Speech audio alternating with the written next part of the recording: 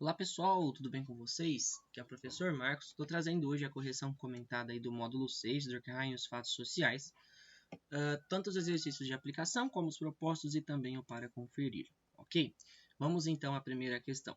O sociólogo Emile Durkheim caracteriza os fatos sociais como realidades exteriores, coercitivas e gerais. Explique essas características. Bom, para Durkheim, em relação aos indivíduos, os fatos sociais são exteriores, coercitivos e gerais. Os seres humanos individuais, quando nascem, encontram uma sociedade pronta, ou seja, as normas, os hábitos e as instituições sociais são anteriores a eles. Assim, os fatos sociais vinculados à consciência coletiva não são construídos pelos seres humanos individuais, mas sim externos em relação a eles. Essa exterioridade revela a coercitividade dos fatos sociais, uma vez que eles são impostos aos indivíduos, a despeito de suas inclinações pessoais. Com seu aspecto coercitivo, os fatos sociais produzem comportamentos, sentimentos e pensamentos nos indivíduos que os ajustam aos padrões e às expectativas vigentes na sociedade. Por fim, os fatos sociais são também gerais, porque eles se aplicam invariavelmente ao conjunto de indivíduos de uma sociedade ou de um grupo social específico. Essa generalidade dos fatos sociais se observa em incontáveis e variados contextos da vida social, tais como na linguagem utilizada na sociedade, nas normas jurídicas, na moeda que rege as relações comerciais, nos princípios morais de um grupo, na padronização de procedimentos de uma profissão e etc. Bom, pessoal, aqui nós temos um modelo de resposta um tanto quanto extenso, né, um modelo de resposta grande. É claro que a resposta de vocês não precisa estar completamente igualzinha esse modelo de resposta aqui, mas é importante que vocês coloquem, né, ainda que de forma resumida, como nós vimos durante as nossas aulas, mas que vocês coloquem sobre os três aspectos. Eles são exteriores, né, como ele coloca ali, por quê? Porque quando os seres humanos nascem já encontram uma sociedade pronta, né, e assim vai receber influência dessa sociedade. Eles são coercitivos, né, porque eles produzem aí comportamentos, sentimentos aí, né, nos indivíduos que vão ajustar esses indivíduos aos padrões e às expectativas que se tem, né, na sociedade. Lembra que eu usei o exemplo da moda, né, que nós conversamos sobre o casamento lá, de ir com uma roupa fora de padrão, a gente acaba por virar motivo de chacota, né? E eles são gerais porque eles se aplicam invariavelmente ao conjunto de indivíduos de uma sociedade ou de um grupo, né, social específico. Se aplica ao conjunto e não apenas no indivíduo em si, tá certo? Então esses são os três aspectos, né, além de patológicos e normais, né, que ele classifica depois, mas aqui são os três aspectos que ele coloca acerca dos fatos sociais, tá certo, pessoal? Então vamos agora ao exercício de número 2, o exercício da UFO, que vai falar o seguinte: de acordo com Durkheim, para se garantir a objetividade do método científico sociológico, torna-se necessário que o pesquisador ele mantenha certa distância e neutralidade em relação aos fatos sociais, os quais devem ser tratados como coisas.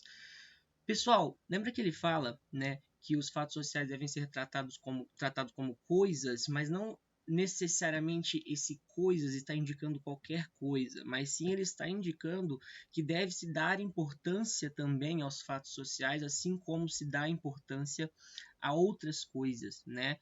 No sentido de estudá-los. Então aqui a gente tem como alternativa correta a alternativa B, corresponde a um conjunto de normas e valores, né? Porque ele vem falar o seguinte: considerando a frase anterior, assinale a alternativa correta sobre o fato social.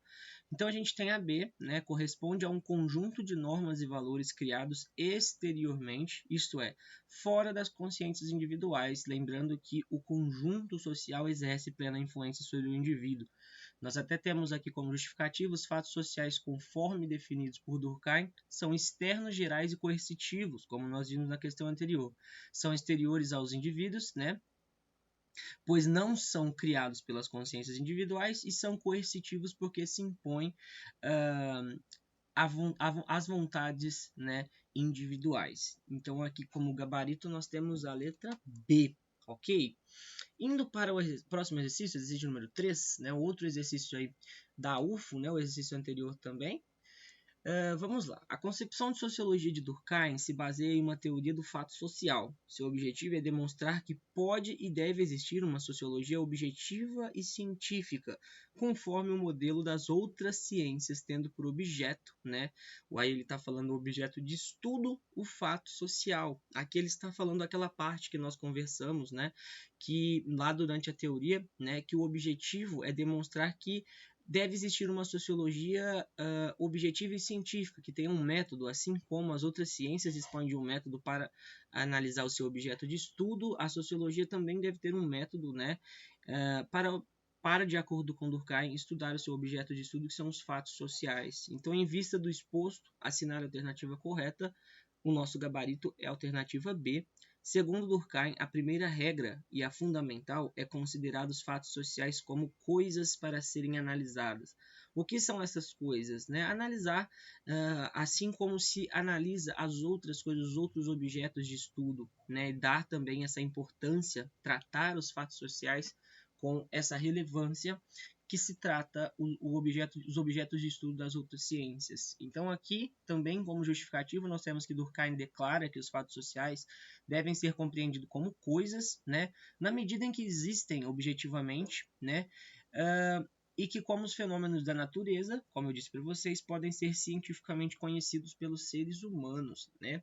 Aqui ele está reafirmando o que eu acabei de explicar para vocês referente à questão, tá bom? Vamos agora aqui ao exercício de número 4, né? O exercício da UniOeste, né? Que vai falar o seguinte: o sociólogo francês Émile Durkheim, em suas obras As Regras do Método Sociológico, ocupou-se, né? Em sua obra, As Regras do Método Sociológico, ocupou-se em estabelecer o objeto de estudo da sociologia, como ele nos traz os fatos sociais. Entre as constatações de Durkheim está a de que o fato social não pode ser definido pela sua generalidade no interior de uma sociedade. Nessa obra, Durkheim elabora um tratamento científico dos fatos sociais e cria uma base para a sociologia no interior de um conjunto coeso de disciplinas sociais, visando fornecer uma base racional e sistemática da sociedade civil. Um exercício aí um tanto quanto complexo no seu enunciado, e ele vai falar o seguinte, né? Sobre o significado do fato social para Durkheim, é correto afirmar que nós temos como gabarito a letra C. A proposição fundamental do método de Durkheim é que os fatos sociais devem ser tratados como coisas, ou seja, como objeto do conhecimento ao qual a inteligência não penetra de forma natural, mas por meio da observação e da experimentação. E aqui, novamente, ele vem fazer referência, né, àquela questão que ele nos coloca de atribuir um método ao objeto de estudo da sociologia, que são os fatos sociais, tratá-los com relevância, assim como se trata o objeto de estudo de outras ciências. Então, novamente aqui, ele vem tratar essa questão. Então, o nosso gabarito aí é a letra C, e como justificativa, né, para Durkheim, os fatos sociais devem ser compreendidos como coisas, realidades objetivas que não se oferecem naturalmente ao conhecimento humano e que, portanto, devem ser investigados mediante procedimentos científicos adequados, assim como se atribuem métodos científicos para análise de outras ciências, ok? Então, o nosso gabarito é a letra C. Indo agora para o exercício de número 5, explique por que para Durkheim o crime não é considerado um fato social patológico. Lembrando que fatos sociais normais são aqueles que compreendem, né, praticamente aí a maioria das sociedades, em todas as sociedades, né, e patológicos são aqueles fatos sociais que atrapalhariam o desenvolvimento da sociedade. Então, Durkheim ele discrimina os fatos sociais em normais e patológicos, como nós vimos, e nessa diferenciação ele parte do pressuposto segundo o qual a saúde é a condição desejável, tanto para os indivíduos quanto para a sociedade, e os fatos sociais normais são aqueles cuja existência é vista na maior parte das sociedades humanas. Os patológicos são os acidentais, excepcionais, que se verificam apenas em poucas sociedades e que provocam desarranjos no funcionamento da vida social. Ele observa que não há uma sociedade que não há uma sociedade que desconheça a prática de crimes, ou seja, o crime está presente em todas as sociedades. Sendo assim, ele conclui que o crime é um fato social normal. Durkheim compara o crime a uma função fisiológica que causa repugnância, mas que é necessária para a saúde de um organismo. Lembrando, né, o crime, ainda que sendo, né, algo ruim, pode servir como ponto de partida para um processo de evolução.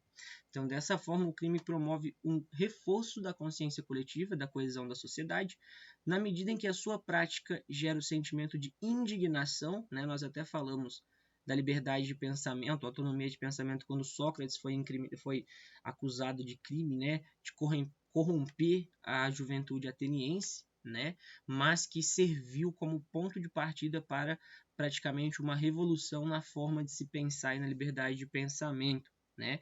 Então, além disso, ele registra que algumas vezes uma ação avaliada como criminosa, né, por uma sociedade, antecipa, na verdade, padrões morais mais avançados que tendem a se estabelecer como dominantes em etapas superiores da organização social dos seres humanos. Em outras palavras, o crime ele pode servir, né, enquanto pontapé, vamos dizer assim, inicial para mudanças positivas dentro da sociedade, uma vez que o que é crime em uma sociedade anterior pode deixar de ser crime numa sociedade que venha posteriormente, né, tratando-se aí até inclusive de uma certa evolução social, onde podemos considerar que o que era crime deixou de ser crime para uma nova forma de pensar e agir também. Ok? Então, esse é o exercício 5, é claro, novamente ressalto, né? Não precisa a resposta estar perfeitamente ao pé da letra, como a apostila traz, mas que cada um tenha escrito com as suas palavras, porém, o contexto, né, da questão deve ser o mesmo. Quem não acertou pode estar apagando para corrigir, ou ainda quem está incompleto pode estar pegando aí o modelinho para completar a sua resposta, ok? Indo agora lá para conferir, pessoal, nós temos aqui a questão de número 4 e 5, referentes ao módulo 6. Então, aqui nós temos aquele exercício, né, de relacionar as colunas, relaciona adequadamente as informações das duas colunas. Então, aqui nós temos, para Durkheim, devem ser compreendidos como coisas, né?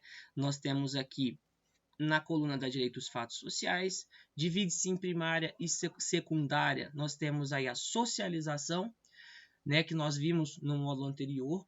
Segundo Durkheim, não se caracteriza como fato social patológico, nós acabamos de falar, o crime. Trata-se de uma forma de organização social que não ultrapassa a natureza.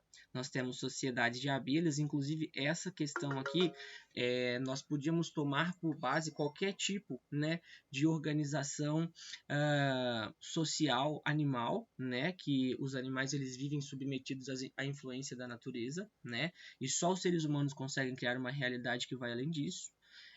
Importante agente de socialização, letra E, nós temos a família. Segundo Durkheim, compreende os valores e as normas em uma sociedade. Nós temos a consciência coletiva. Agente de socialização secundário, né? Nós vimos que primário nós temos a família e os secundários nós temos escola, meio de trabalho, né? Então aqui ele coloca como exemplo de agente de socialização secundário a empresa, pode ser o campo de trabalho, né? H. Uma das características dos fatos sociais, nós temos a coercitividade, lembrando que são coercitivos, gerais e exteriores, né, ou externos, os fatos sociais de acordo com Durkheim, como nós estudamos aqui no módulo 6, e sob a ótica não nascemos humanos, né? Sob a sua óptica não nascemos humanos, mas nos tornamos humanos sob a ótica das ciências sociais, diferentemente da biologia, por exemplo, que você nasce humano, né, pertencente à espécie humana. Para as ciências sociais, você se constitui humano quando começa a viver com outros seres humanos e vai adquirindo conhecimentos, valores, ensinamentos e etc. Então, este é o exercício de número 4, né, com todas as respostas em ordem para vocês. E aqui nós temos o último exercício, número 5, que vai dar uma figura aqui de um pessoal, né, e vai falar o seguinte: a imagem remete-nos diretamente ao objeto de estudo de estudos da sociologia. Nós temos aqui, inclusive, aquilo que podemos chamar de sociedade, relações sociais, inclusive, né? Então, aqui as outras alternativas, física, matemática, psicologia e química, são, né, bem fora do contexto que estudamos. Sociologia é o que estudamos até então, né? Então, aqui isso remete ao objeto de estudo da sociologia, pessoal. Então, a correção é essa. Qualquer dúvida, por favor, entre em contato comigo, não fiquem com dúvida. Um grande abraço e até a próxima. Tchau, tchau.